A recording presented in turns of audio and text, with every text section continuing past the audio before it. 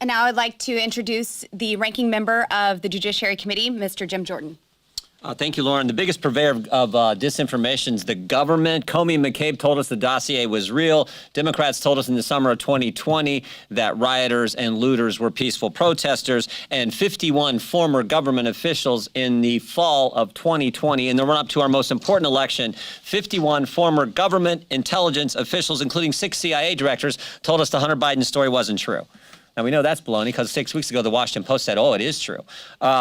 Think about COVID, as the whip was talking about.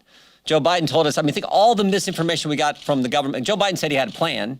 We know that didn't work out. Joe Biden said that he would never impose a mandate. Well, he did, so much so that the Supreme Court had to tell him it was unconstitutional. Dr. Fauci said it didn't come from a lab. Sure looks like it did. Dr. Fauci says it wasn't gain-of-function research. Sure looks like it was.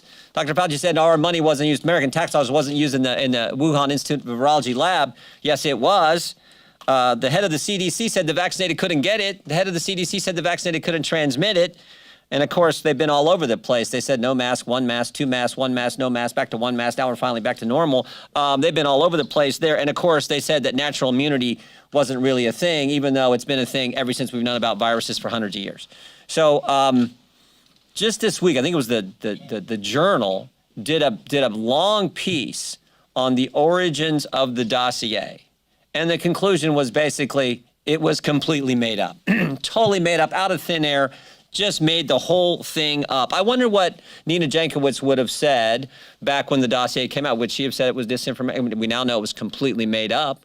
What would she say about that? And on we could go. So this thing is ridiculous. Everyone instinctively knows it except the lefties in the Biden administration who are now running our government.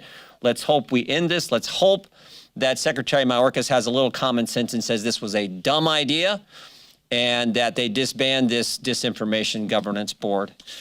Now I'll turn it back over to, and I want to thank the sponsor and all our sponsors of the legislation. Thank you.